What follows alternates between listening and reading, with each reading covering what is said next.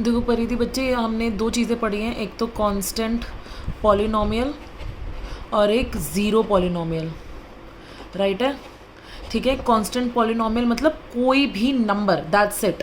अगर मैं इसको ऐसे लिखती हूँ 5, अगर मैं इसको ऐसे लिखती हूँ 100, कोई भी नंबर, तो ये मेरा क्या कहलाएगा, 59, 78, 35, वो मेरे क्या कहलाएंगे, कांस्टेंट पॉलिनोमियल्स, राइट।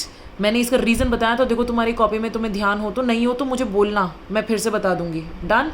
नेक्स्ट, अब ज़ीरो पॉलिनोमियल क्या होता है। अब ऐसे तुमने एक क्वेश्चन पूछा था बिल्कुल कि ऐसे तो कांस्टेंट तो फिर आप ऐसे ज़ीरो भी रख सकते हो, अग्रीड रख सकते हैं, लेकिन जैसे ही हम ये ऐसे रखते हैं तो वो कांस्टेंट पॉलिनोमियल ना रह के वो क्या नाम बन जाता है, ज़ीरो पॉलिनोमियल बन जाता है।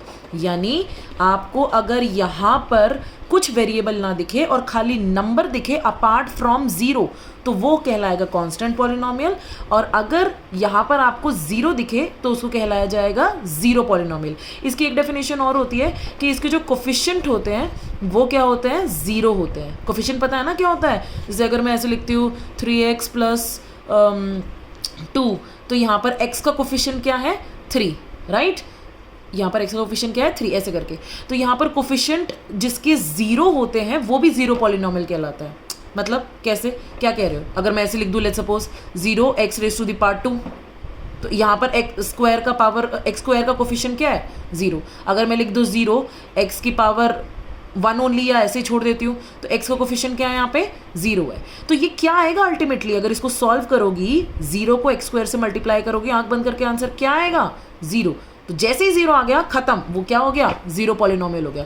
यहाँ पर क्या आएगा, इसको मल्टीप्लाई करो, आंसर क्या आएगा, 0। जैसे ही 0 आ गया, यहाँ पर क्या हो गया, ज़ीरो पॉलिनोमियल।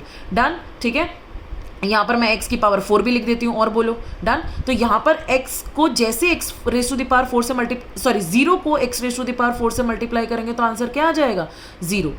यानी जिसका भी कोफिशिएंट 0 होगा वो हमारा ज़ीरो पॉलिनोमियल कहलाएगा। डन। इसका तरीका ये है, आप ऐसे समझ सकते हो इसको इस कॉन्सेप्ट के साथ। डन। अब उसने पूछा है कि कोई भी एक ज़ीरो पॉलिनोमियल है, तो ज़ीरो पॉलिनोमियल यानी ये होगा, ठीक है। अब इसका ज़ीरो क्या होगा वो बताना है।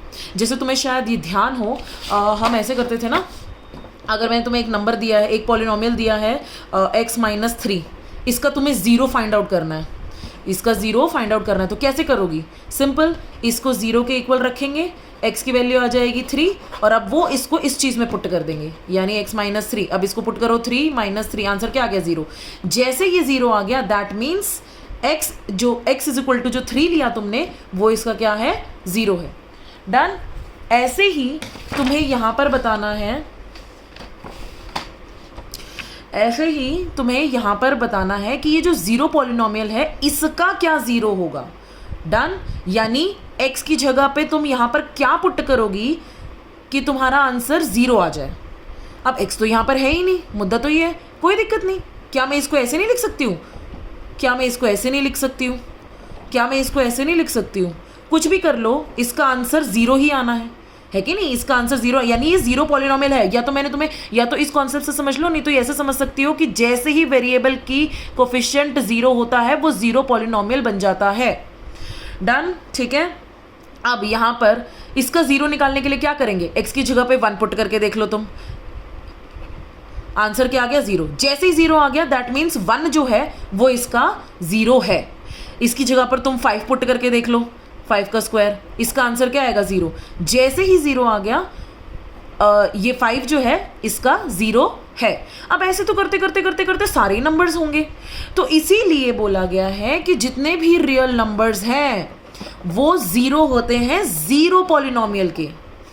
समझ आया क्या बोला, ज़ीरो पॉलिनोमियल के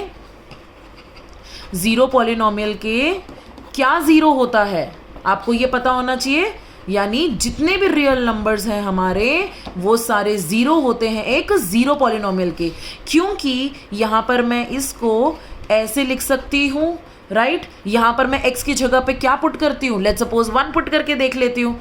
तो देखो, इसको जब 1 पुट करके देखेंगे तो यहाँ पर आंसर 0 आ गया, और जैसे ही आंसर 0 आ जाता है, जैसे ही आंसर 0 आ जाता है, दैट मीन्स जो भी आपने x की जगह पे रखा वो इसका क्या है, 0 है। तो जैसे ही आंसर 0 आ जाता है, तो जो भी आपने x की जगह पे रखा जो भी आपने x की जगह पे रखा, क्या रखा है, 1 रखा है, तो जो भी आपने x की जगह पे रखा वो इसका 0 है, 0 मतलब इसका 0 है, वो इसका 0 है।